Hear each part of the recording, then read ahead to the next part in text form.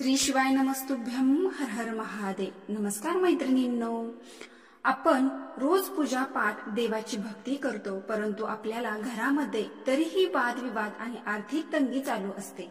सतत कोणत्या ना कोणत्या कारणाने आपण अस्वस्थ असतो। आपल्याला सतत वाटते की एवढी भक्ती करून सुद्धा आपल्याला त्याचे योग्य फळ का मिळत नाही। त्यासाठी नियमितपणे रोज हे कार्य केले पाहिजे, त्यांनी आपल्याला पुण्य प्राप्ती होते। आपल्या समस्या हळूहळू दूर होऊ लागतात।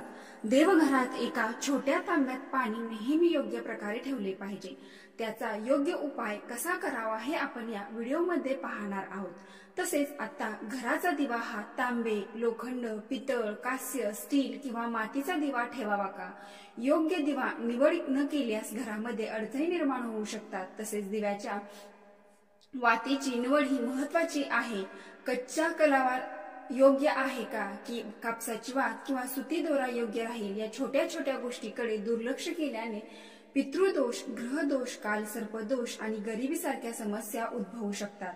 मैत्रिणींनो, तुम्ही हा माहितीपूर्ण व्हिडिओ मध्येच बंद करत असाल तर मी तुम्हाला विनंती करते की तुम्ही एक अत्यंत महत्त्वपूर्ण माहितीपासून, उपायापासून वंचित राहू शकता आणि जीवनात प्रगती करण्यापासून मागे राहता। म्हणून माझी तुम्हाला विनंती आहे की मैत्रिणींनो, जीवनात खूप प्रगती करायची असेल तर हा व्हिडिओ पूर्ण पहा, जेणेकरून व्हिडिओत सांगितलेली महत्त्वपूर्ण उपाय तुम्ही तुमच्या जीवनात अवलंबून पहा आणि तुमच्या जीवनात झालेल्या चांगल्या प्रगतीचा कायापालट पहा। आता अनेक लोक हा प्रश्न विचारतात की मुख्य दरवाजावर पाणी शिंपडण्याची योग्य वेळ आणि पद्धत कोणती? हे स्नानानंतर करावे का स्नान न करता देखील करता येईल? आणि झाडू लावण्याआधी पाणी शिंपडायचे आहे का की नंतर शिंपडावे? अजून एक प्रश्न जो अनेकांना पडतो तो म्हणजे मासिक पाळीच्या दरम्यान तुम्ही मुख्य दरवाजावर पाणी शिंपडता येईल का? आजच्या व्हिडिओमध्ये याच प्रश्नाच्या उत्तरावर आधारित हा आपला व्हिडिओ असणार आहे। सर्वप्रथम आपण जाणून घेऊया की घराच्या बाहेर आणि आत दिवा लावण्याचे काय फायदे आहेत। विशेषतः घराच्या बाहेर दिवा लावल्यामुळे होणारे फारच मोठे फायदे तुम्हाला धनवान बनवू शकतात। भगवंताच्या पूजेमध्ये दिवा लावण्याचे महत्त्व आपल्या सर्वांनाच माहीत आहे। देशी तूप किंवा मोहरीच्या तेलाचे दिवा लावण्यात अत्यंत शुभ मानले जाते। तसेच तिळाच्या तेलाचा दिवाही लावला जातो। पूजा करण्याचा एक हाच हेतू असतो की घराच्या आत आणि बाहेर दीप लावल्याने घरातील वातावरण अगदी पवित्र बनतात। दिवा लावल्यानंतर केवळ सकारात्मक ऊर्जा निर्माण होत नाही तर आपलं मनही खूप उत्साही बनतं। चला जाणून घेऊया आपण। त्याआधी तुम्ही जर नवीन असाल तर चॅनलला सबस्क्राईब करा आणि व्हिडिओला एक लाईक करून कमेंट बॉक्समध्ये हर हर महादेव टाईप करा। 1. पृथ्वीवरील अंधकार दूर होतो। घरात दिवा लावल्याने केवळ घरातील अंधकार दूर होत नाही तर नकारात्मक ऊर्जाही बाहेर टाकली जाते। दिवा जिथे लावला जातो तिथे सकारात्मक ऊर्जा वाढते। आपोआपच भगवंताचे वास्तव्य हे अशा घरामध्ये होते। म्हणून संध्याकाळ होण्यापूर्वी दिवा लावला पाहिजे। तेलाने लावलेल्या दिव्यामध्ये परिणाम विझल्यानंतरही अर्धा तास टिकतो, परंतु शुद्ध देशी तुपाचा दिवा वातावरणात शुद्धता सुमारे 4 तास ठेवू शकतो। 2. दिवा लावण्याचा वैज्ञानिक लाभ, जसा घरात शुद्ध तूप किंवा मोहरीच्या तेलाचा दिवा लावला जातो तेव्हा त्याच्या धुरामुळे घराच्या वातावरणात शुद्धता येते। हा धूर दूषित वातावरण नष्ट करतो आणि वातावरण शुद्ध बनवतो। 3. सुख समृद्धीचा वास, ज्या घरामध्ये भगवंतासमोर दीप लावला जातो तेथे माता लक्ष्मी कृपा कायम राहते। अशा घरात सुख समृद्धीचा वास असतो। दिवा पूर्व दिशेला ठेवल्यास व्यक्तीचे दीर्घायुष्य वाढते। तसेच उत्तर दिशेला ठेवल्यास धनसंपदा वाढते।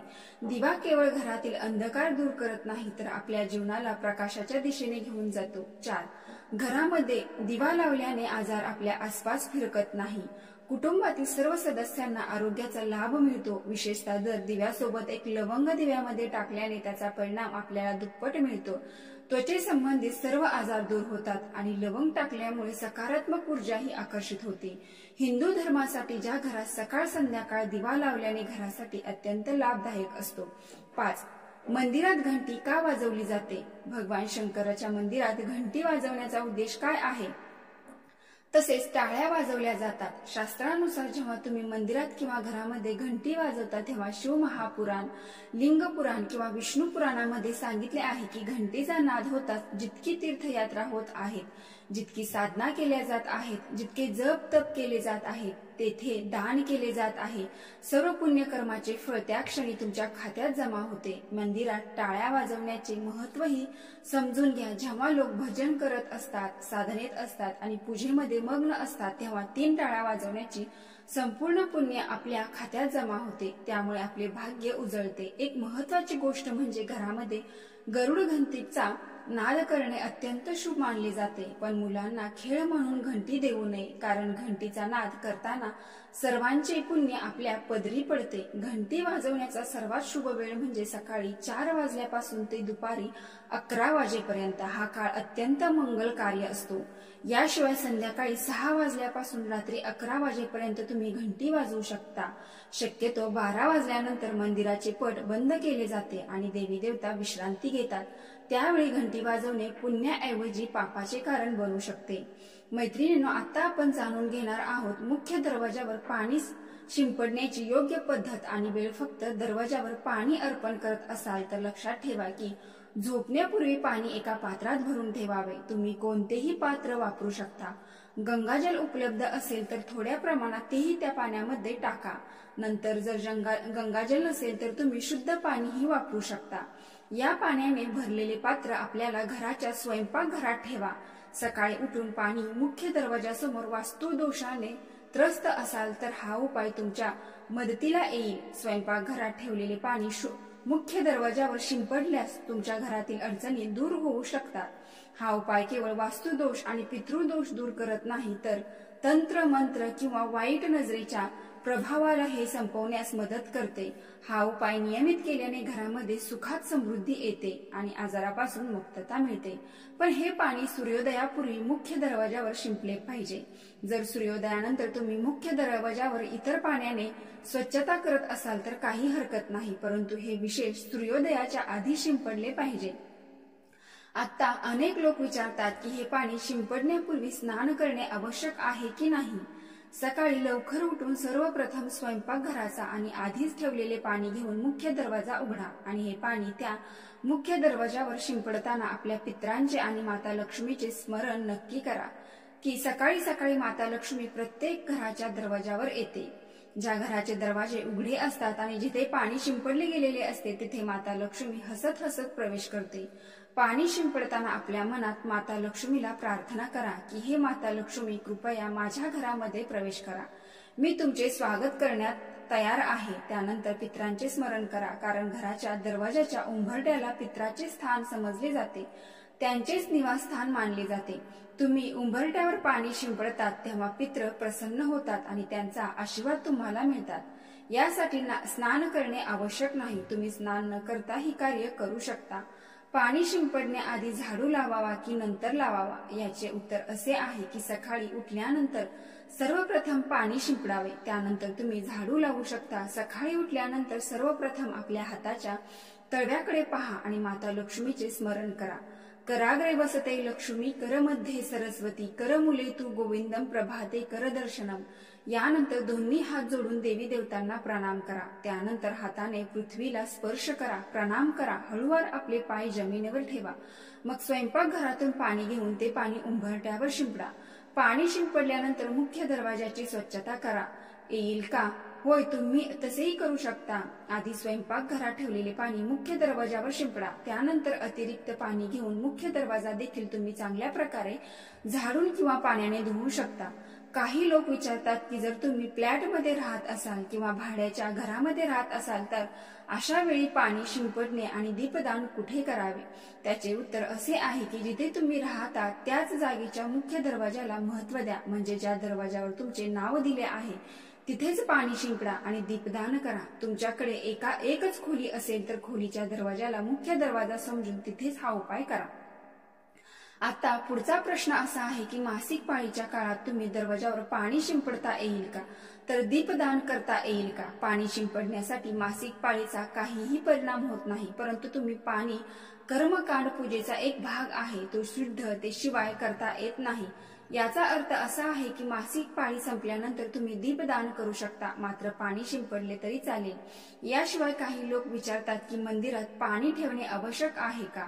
शास्त्रानुसार मंदिरामध्ये एक कलश पाणी ठेवणे खूप आवश्यक आहे. जेव्हा तुम्ही पूजा करता, मंत्र जप किंवा देवाला प्रार्थना करता, तेव्हा या सर्व ऊर्जेचा त्या पाण्यात समावेश होतो. याच कारणामुळे मंदिरात पाणी ठेवणे अत्यंत आवश्यक आहे. सकाळच्या पूजेदरम्यान एक कलश पाणी मंदिरात ठेवा आणि दिवा लावा, याचं प्रतीक आहे. पूजेनंतर या पाण्याचा उपयोग शुभ कार्यासाठी करा, जसे की झाडांना घाला, घरात शिंपडा. सकाळच्या दरम्यान आपण मंदिरात पाणी ठेवतो. दुसऱ्या दिवशी सकाळी जेव्हा तुम्ही पूजा करायला जाता, तेव्हा सर्वप्रथम त्या पाण्याचा उपयोग करा. तुम्ही संपूर्ण घरात त्या पाण्याचा शिंपडाव करू शकता. हे पाणी तुमच्या घराला शुद्ध करते, कारण ते सकारात्मक ऊर्जेने भरलेले असते. त्यामुळे अनेक रोग दूर होतात आणि घरात नकारात्मकता ऊर्जेचा प्रवेश होत नाही. जर तुम्ही नियमितपणे या पाण्याचा शिंपडा करत असाल तर तुमच्या घरातील समस्या हळूहळू संपतात. काही वेळा लोक तक्रार करतात की औषधही प्रभाव ठरत नाही. अशा परिस्थितीत जर औषधासोबत रुग्णाला हे पाणी पिण्यास दिले तर औषध लवकर परिणाम करू लागते.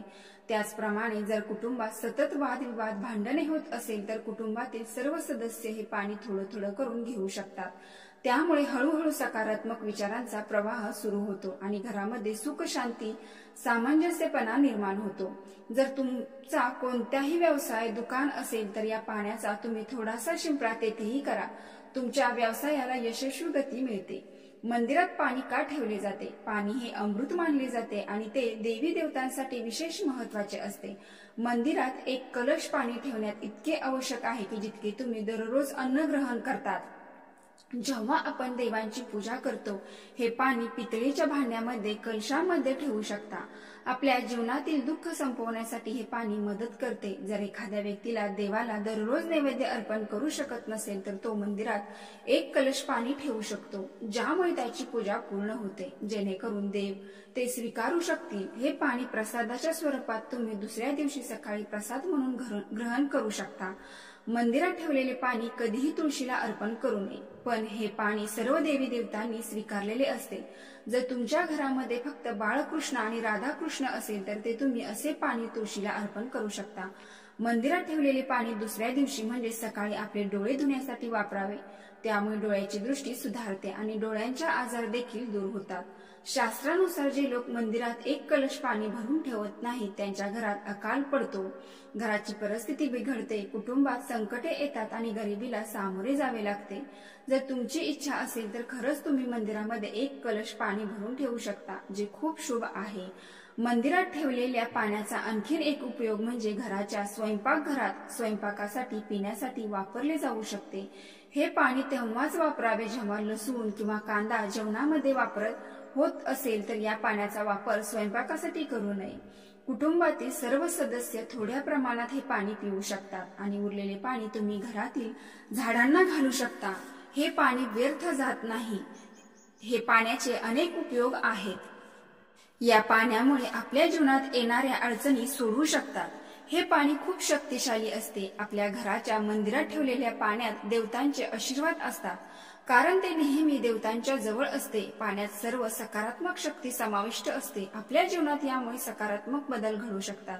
याचा अर्थ असा की जर तुम्ही हे पाणी पिण्याच्या, स्वयंपाकासाठी किंवा घरामध्ये शिंपडण्यासाठी वापरत असाल तर आपल्या घरातील समस्या यामुळे दूर होतील. जर कोणतेही कार्य नियमितपणे केले तर त्याचा फायदा नक्कीच होतो, मात्र कधी कधी केल्याने त्याचे परिणाम लगेच दिसणार नाही. जर हे तुम्ही नियमित केले तर फरक दिसून येतो. रोज या पाण्याने घरात शिंपडाव करण्याचा आहे. तसेच घरातील सदस्याला थोडे थोडे पाणी प्यायला द्यायचे आहे. उरलेले पाणी तुम्ही झाडांना देऊ शकता, व्यवसायाच्या ठिकाणी तुम्ही शिंपडू शकता, मुलांच्या पुस्तकावर किंवा तिजोरीमध्ये शिंपडायचे आहे. याचा तुम्हाला नक्कीच चमत्कार दिसेल. त्याचप्रमाणे जे स्वयंपाकघरात ठेवलेले त्याचे काही थेंब तुम्ही तुमच्या घराचा मुख्य दरवाजावर ठेवा. त्याचा फायदा सुद्धा लवकर दिसून येतो. आपल्या दिनचर्या त्याचा समावेश आपल्याला करावा लागेल आणि दररोज नियमितपणे हे कार्य करावे लागेल, तेव्हा आपल्याला त्याचा लाभ मिळेल. मंदिरात ठेवलेल्या पाण्यात काही कचरा पडणार नाही याची काळजी घ्या, म्हणून ते झाकून ठेवावे. गणपती बाप्पाचे स्मरण करा. ओम गण गणपते नमः. भगवान शिवशंकरांचे स्मरण करा. ओम नमः शिवाय हा मंत्र बोलावा. जसे की तुम्ही पाहिले की या व्हिडिओमध्ये आपण संपूर्ण माहिती दिली आहे की मुख्य दरवाजावर असे पाणी शिंपडावे. घरात नेहमी पितळी दिवा, कापसाची वात लावा किंवा कलाव्याची वात लावू शकता. यामुळे कोणतेच दोष लागत नाहीत. उलट असे दोष कमी होतात आणि आपली कामे होऊ लागतात. शिव शिव शिव शिव. ओम नमः शिवाय. हर हर महादेव. धन्यवाद.